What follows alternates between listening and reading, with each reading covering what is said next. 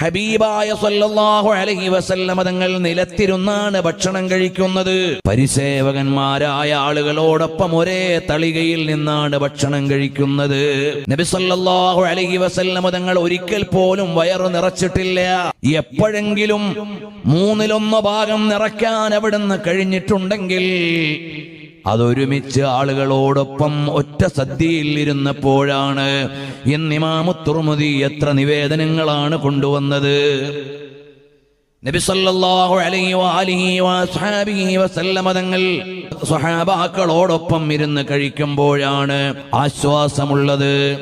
ഹബീബായ സല്ലല്ലാഹു അലൈഹി വസല്ലമ തങ്ങൾ വിഭവസമൃദ്ധമായ ഭക്ഷണം വീട്ടിൽ ഒരുക്കി വെച്ച് രാജ്യത്തിന്റെ ഭരണാധികാരിയാണ്, നേതാവാണ് എന്ന നിലയിൽ ആഢ്യത്വത്തിന്റെ ജാടയിൽ കഴിയുന്നയാളല്ല, വിനയത്തിന്റെ പര്യായമായി ജീവിക്കുന്ന നേതാവാണ്.